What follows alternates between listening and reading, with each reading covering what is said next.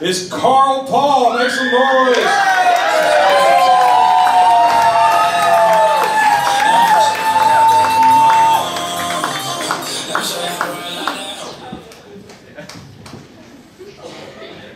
A horse is a horse. Of course, of course. Unless it's a seahorse. You guys have been trained. Thank you guys for Carl Paul. And we saw on it now. Heartbreakers need the girl. She got boy shirts on, a booty hang. Hey. I'm just really excited about this show or whatever. How are you guys feeling? Show offs. Smokey the Bear told me that only I can prevent forest fires. I said that's great news because I love matches and gasoline and now I know nobody can stop me.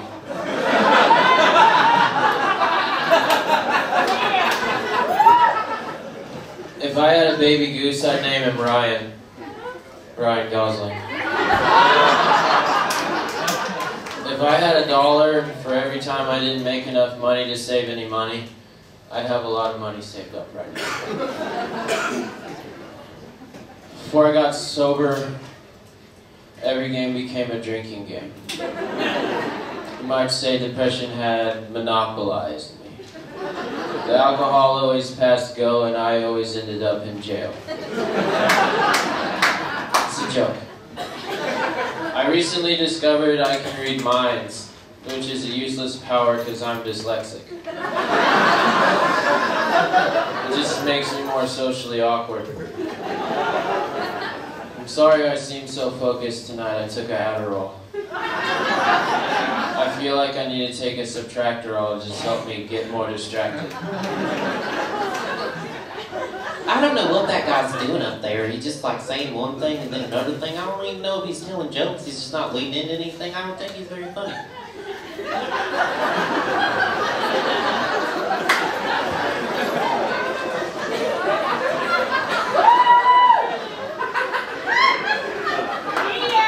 Laughter's contagious, so is AIDS. Consider that when you're dying of laughter. The grass is always greener on the other side, but I'm allergic to grass, so I'm screwed. When life gives you lemons, make lemonade. But you can't make lemonade with hallucinogenic mushrooms. You can, however, make hallucinogenic pizza or cream of hallucinogenic mushroom soup. But try not to eat either one of those things unless you forget you're not a bird. You can't fly off of really high stuff.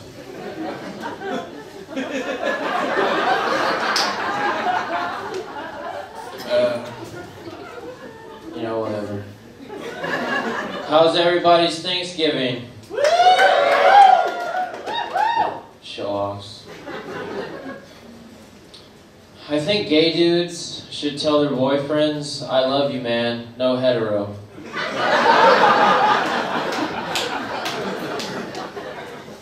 Where are all the pretty ladies at?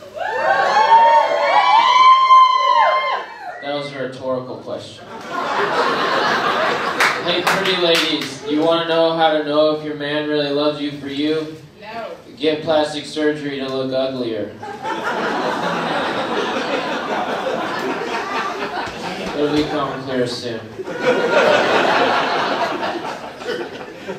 Whenever a pretty lady posts a no makeup picture on Facebook and then says over it, ooh, no makeup, I like to leave encouraging messages like, oh, I'm so sorry about your face. You're so brave for posting the most hideous side of yourself for the world to see. You're my hero. I'm proud to say that I'm in an open relationship with myself. So like, I got a girlfriend and so do I, but I'm cool with it. My girlfriend's a grammar Nazi, which is weird because I'm a grammar Jew. I guess we just decided to let bygones be. Hey, hold on a minute. I know what you guys are thinking. This guy's probably a bodybuilder. It's funny you should ask, because I was really considering drinking a lot of protein shakes and just getting like lifting weights and just getting like Shia LaBeouf for my girlfriend, you know. Whatever I can Mountain Dew to please her.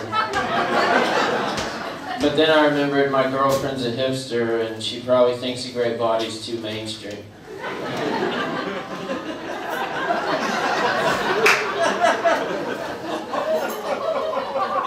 Great.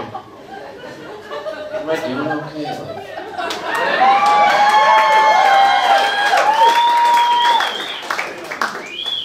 Perfect.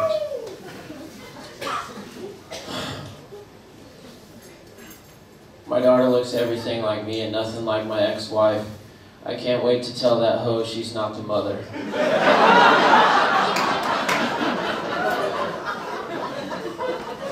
I was at Walmart the other day with my daughter, you know, like, because I can't afford to go to Disney World or whatever. And there's a black guy in the aisle with us, and she tugged at my shirt. She was like, "Daddy, Daddy, he's black." And I compulsively covered up her mouth. The black guy compulsively got away from us, like, I didn't even need that grape Kool-Aid or whatever.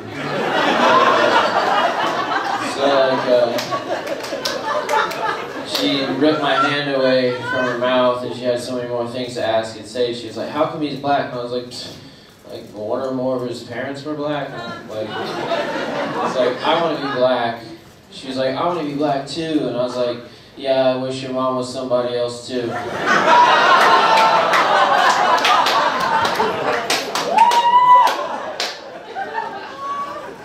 But then you wouldn't be you, and I like you just the way you are. Alright, knock it off. That's a nice thing to say to your kid or whatever, but she watches this show called Daniel Tiger, and in that show, whatever.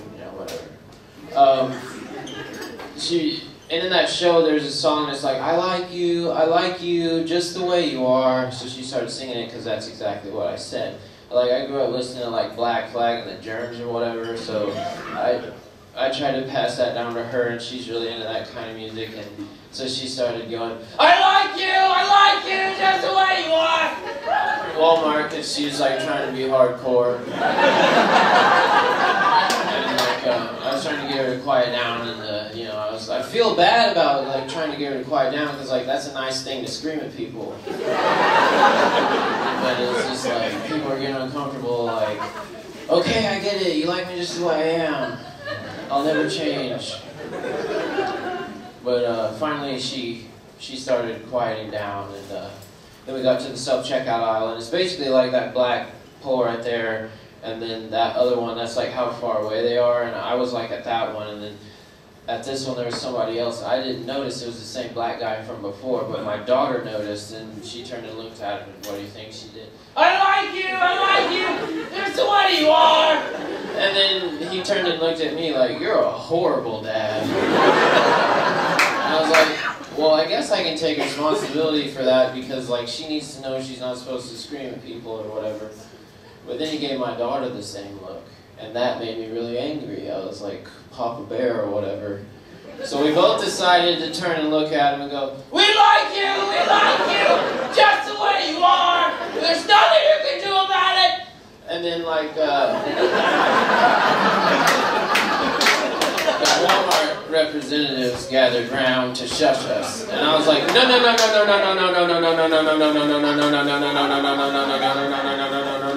no. She's only 3.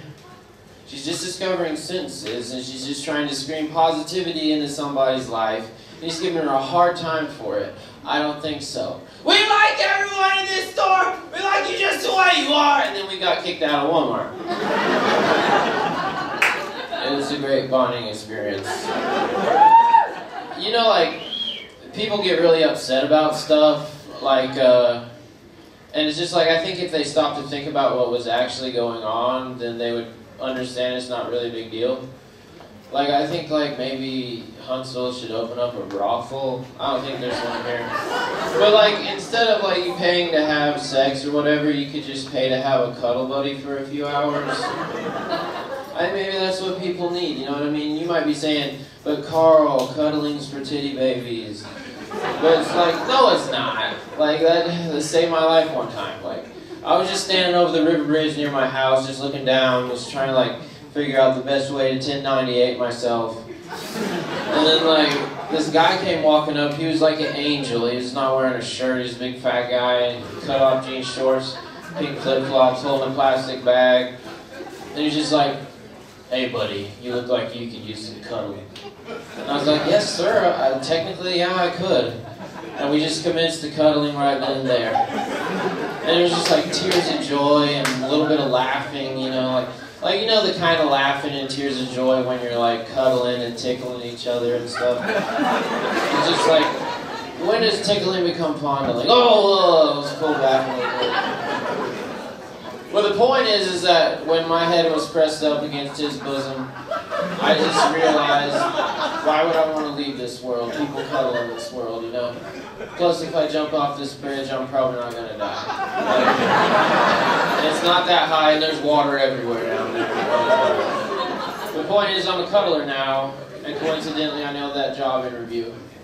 I just went in there feeling like a winner, you know what I mean? No shirt on, cut off jean shorts, wearing pink flip-flops, holding a plastic bag, and who knows what's in there. That's the mystery and the beauty of it. And I feel like people can relate to me when I walk around with it in public places. I just knew I had the job. The guy was like, so Carl, do you know anything about the field you applied for? And I was like, what do you mean? Because I already knew I had the job. And he was like, accounting, do you know anything about accounting? And I was like, no sir, I probably can't even spell accounting, but let's have a cuddle break. And he felt a little apprehensive about like cuddling with me, but I just really felt like I needed to show him a lot of love and affection. And so we just commenced to cuddling, you know, like a lot of tears of joy, a little bit of laughing and giggling, a little bit of kissing. And then I was like, oh, okay, I think we found the line. It's somewhere located between our lips. Let's not cross that line again. The point is that he was just like, you know, we were laying there on his desk. And he was like, Carl, oh my God, would you be willing to take my place as head of this company? I'd love to work for you. I was like, you know what, brother? The world's gave me another chance. I'm willing to give you another chance. And he was just like, thank you so much. I guess he just didn't think I'd accept him for who he was. And I was just like, man, I like you just the way you are. And so anyway, like, I looked around and like I was looking through my new office windows and everyone was standing up out of their cubicles just crying because they've just witnessed the most beautiful thing they've seen in their whole life. And I was like, they're looking at me for answers. So I bust out of my new office doors and I'm just like, listen up everybody, as new head of this company, I'm implementing a new policy. 15-minute cuddle breaks for everybody. Now all the short and fat people line up against this wall. All the tall and skinny people line up against this wall. Now look across the room and find your cuddle buddy. 3, 2, 1, go! And it was like two medieval armies clashing together in the middle for a love explosion. And it's just like, it was a love explosion, like all the cubicles were toppled over, like computer monitors destroyed on the floor. So I was like, I don't think we accomplished a lot today, and I was like, we accomplished a lot today in our hearts. And coincidentally, I went on a hot date because like after that, like 17 dudes and like 16 women lined up, and they're like, Carl, how can we please you? And I was like, well, who's the best cuddler? And they lined up and I cuddled with each one of them individually till I found the one that best fit me. It was a little fat guy. I was like, listen up. Meet me at my place tomorrow at 1300. That's 1 in the afternoon. Because we're not driving our cars there. We're cartwheeling the whole way. And that's what we did. We just cartwheeled the whole way, all the way across the river bridge, down University, all the way to Shogun. Just cartwheeling, cartwheeling, cartwheeling, cartwheeling. We finally got there and we were just huffing and puffing because like we've been cartwheeling all day long. We got there and we walked in the building. He was like, table for 2? I was like, no. 15-minute cuddle break for 3. It's called a love sandwich, and that's how I live my life now. Is that okay?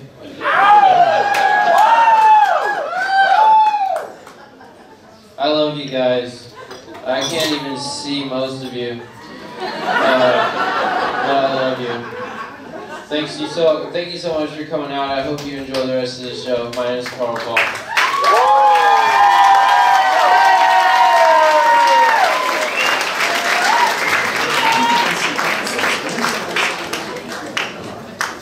All right, keep it going for Carl Paul, everybody.